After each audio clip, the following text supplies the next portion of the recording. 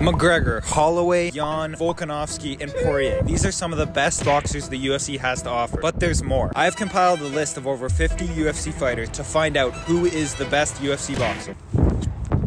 I have created a grading system consisting of 2 criteria, strikes and attributes. Each fighter will be ranked on a scale of 1 through 10, and at the end, the best boxer will emerge. Once I began the grading process, I realized that I would have to rank fighters from different divisions differently. For example, in the power section, obviously Ngannou is going to hit harder than Figueiredo, but for the flyweight division, Figueiredo hits probably the hardest. So you have to judge the fighters comparative to their weight class. After grading and studying 50 different UFC fighters, I have determined the top 10 UFC boxers. But first, let's look at the 10s. What? So you might be wondering, what's a 10? Well, 10 is the most points that I can give out. I didn't give them out that often, but I did give them out to a few people, so let's take a look. The first person to get a 10 was Sean O'Malley for his speed. He is incredibly fast. That 1-2 that he throws is crazy fast, so I had to give him a 10. Now let's see who's next. And this fighter actually received 3 10s, which is absolutely unheard of. His name is Alexander Volkanovski. Now, where Volkanovski received his 10s were in the speed attribute, as well as the cardio attribute, and his jab strike. The way he used that jab is just unbelievable, and it solidified it for me. Speaking of Max Holloway, he is our next 10 on the list. I think you could have guessed it. Max's 10 is for his cardio, so you had to give Max Holloway a 10 in the cardio. Moving on. Oh, sorry. The next 10 that was given out is to Josh Emmett. He is by far the most powerful puncher in the featherweight division. His knockouts of Ricardo Lamas and Michael Johnson just showcase some of that power that he throws. He throws real venom. And here we have Michael Chandler. Now, Michael Chandler is another who received a 10 in the power.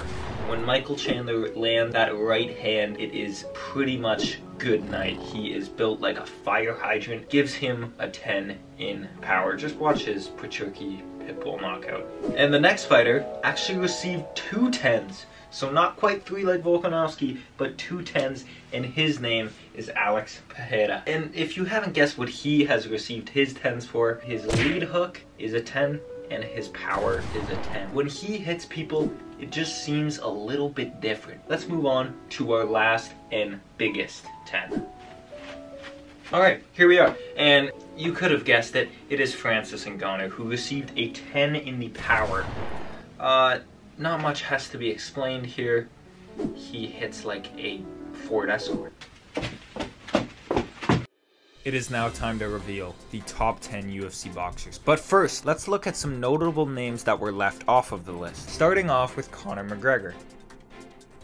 There might be some angry Irishmen because of that. Next up is Absolute Chad, Paulo Costa, Robert Whittaker, Jorge Masvidal, Rob Font, Brandon Moreno, and Francis Ngannou. There were also some people who were a mere point away from reaching that top 10 score. Sean O'Malley was left off of the list with 78 points, which ties him for number 10 and number 9. Some of the fighters who were at 77 points, 1 point away, were Jamal Hill, Jan Blachowicz, Kamaru Usman, Tom Aspinall, and Corey Sandhagen. Now, without further ado, let's get into the top 10. Coming in at number 10, we have Calvin Kattar. Calvin Kattar finished with a total of 78 points, his best strike being his jab, and his best attribute being his cardio. Kattar has one of the better jabs in the sport of MMA. His power is slightly above average at an 8. Where he loses some of his points is with his defense, which is at a 7. But other than that, crack the top 10, Calvin Kattar. Coming in at number 9 is Alex Pereira. What really takes Alex Pereira into this top 10 list are his 2 10s. As I mentioned earlier, 10s are very rare, and he received 2 of them, so that put him in a very good spot. His jab is at a 7. It could be a little bit higher, but I haven't seen him use it that effectively besides the time that he was using it to the body to set up the left hook upstairs against Strickland. Coming in at number 8 is Leon Edwards. Leon is, in my opinion, the fastest fighter in the welterweight division, which gives his speed a 9. He is lacking in power at only a 6, and remember, we're just talking about hands here.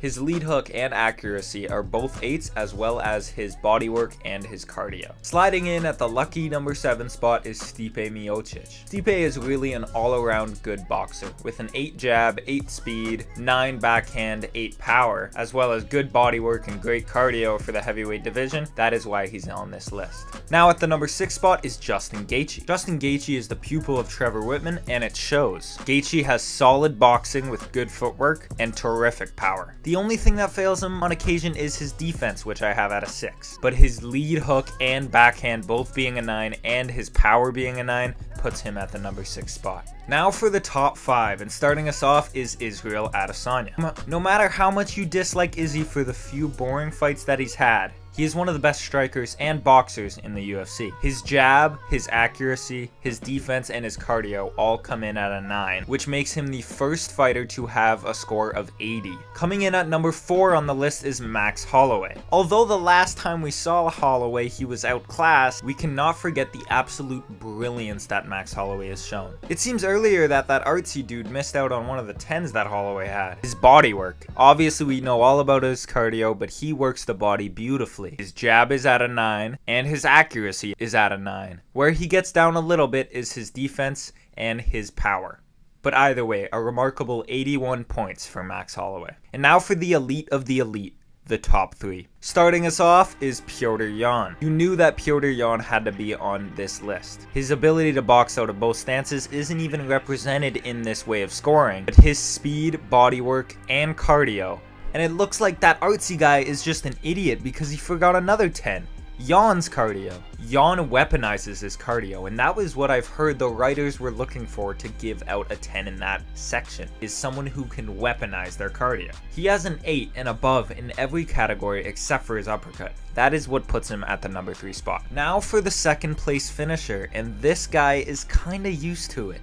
His name is Dustin Poirier. First of all, I'm sorry to Dustin Poirier, but he does come second place quite a bit. Dustin Poirier slightly edged Jan by 1 point. And this artsy guy is just an absolute failure of a presenter because he forgot another 10, and that was Poirier's lead hook. Poirier is a natural righty who fights out a southpaw, so that lead hand is nasty. He catches people on the counter, he catches people switching into it, so that is a 10. His backhand, accuracy, bodywork, and cardio are all also 9s, which gives him a phenomenal score of 84. Didn't mean to rhyme there. And without further ado, our number 1 spot. When this gentleman found out he was number 1 on this list, he was quoted saying this: "I know I said top 5, but I'm top 2. And I'm not 2. And I got one. Thought you had one, but it's not one."